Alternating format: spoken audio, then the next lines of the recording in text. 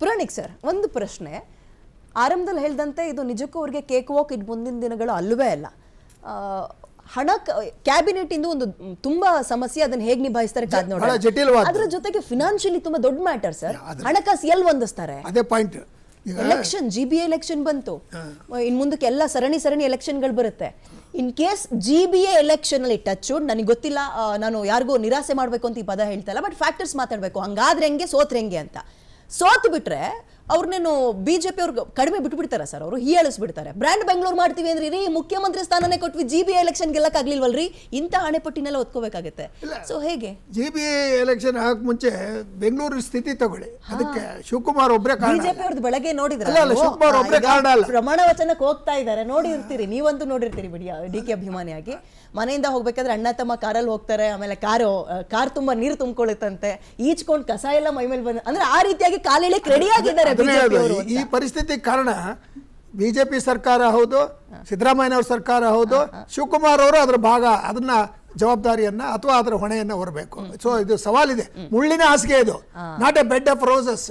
But ಅವರು ಕಾರ್ಯಕರ್ತರು ಬಹಳ ಉತ್ಸಾಹದಿಂದ ಹೇಳಿದ್ರು, ಅಭಿಮಾನದಿಂದ ಮಾಡ್ತಾರೆ. ಅವಕಾಶ ನಿಜ, ಅವ್ರಿಗೆ ಅವಕಾಶ ಕೊಡ್ಬೇಕು. ನೀವು ಅವಕಾಶ ಕೊಡ್ದಲೆ ಈಗ ಅವ್ರಿಗೆ ಡೆಪ್ಟಿ ಚೀಫ್ ಮಿನಿಸ್ಟರ್ ನಾನು ಹೇಳಿದೆ, ಅದಕ್ಕೇನೆ ಡಿಫ್ಯಾಕ್ಟೋ ಅಂತ. ಯಾಕಂದ್ರೆ ಸಿದ್ದರಾಮಯ್ಯ ಅವರು ಶಿವಕುಮಾರ್ ಅವರಿಗೆ ಒಂದು ರೀತಿ ಮುಕ್ತ ಹಸ್ತ ಕೊಟ್ಟಿದ್ರು, ಮಾಡಿದ್ದಾರೆ ಮುಕ್ತ ಹಸ್ತ. ಬಟ್ ಈಗ ಸಮಸ್ಯೆ ನೀವು ಹೇಳಿದ್ರಲ್ಲ, ಹಣಕಾಸಿನ ಸಮಸ್ಯೆ ದೊಡ್ಡ ಸಮಸ್ಯೆ.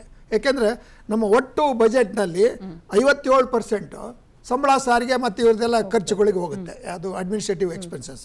ಇನ್ನು ಇರ್ತಕ್ಕಂಥದ್ದು 17% ಇದಕ್ಕೆ ಕೊಟ್ಟಿದ್ದಾರೆ, ಅದಕ್ಕೆ ಭಾಗ್ಯಗಳಿಗೆ, ಯಾವುದು ಗ್ಯಾರಂಟಿಗಳಿಗೆ. ಸೊ ಅಲ್ಲಿಗೆ ಎಷ್ಟಾಯಿತು ನಿಮ್ಗೆ? ಇನ್ನು ಉಳಿದಿರೋದು 15%.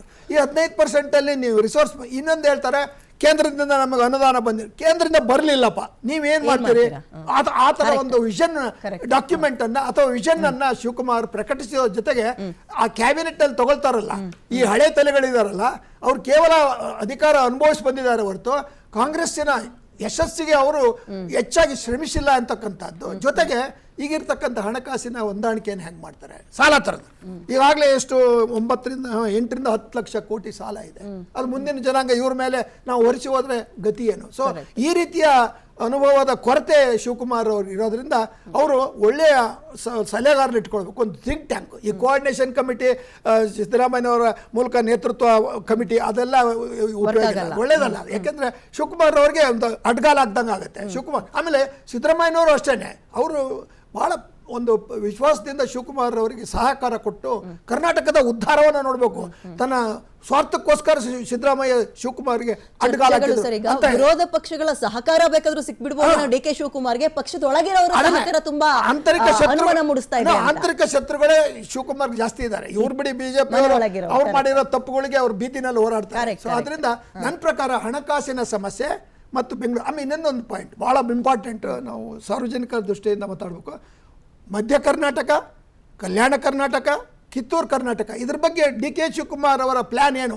ಇಷ್ಟು ಜನ ಮುಖ್ಯಮಂತ್ರಿಗಳೆಲ್ಲಿಂದ ಬಂದರು, ಅವರೆಲ್ಲರೂ ಬೆಂಗಳೂರಿನಲ್ಲಿ ಸದಾಶಿವನಗರ ಅಲ್ಲೆಲ್ಲ ಮನೆ ಮಾಡಿಬಿಟ್ಟು ಆ ಪ್ರದೇಶವನ್ನ ಮರೆತುಬಿಟ್ರು. ಶಿವಕುಮಾರ್ ಇದ್ರ ಬಗ್ಗೆನೂ ಗಮನ ಕೊಟ್ಟರೆ ಬಹುಶಃ ಜನಪ್ರಿಯ ಮುಖ್ಯಮಂತ್ರಿ ಆಗಲಿಕ್ಕೆ ಅವಕಾಶ ಇದೆ. ಅದೊಂದು ಕನಸನ್ನು ಇವರು ಇಟ್ಕೊಳ್ಬೇಕು.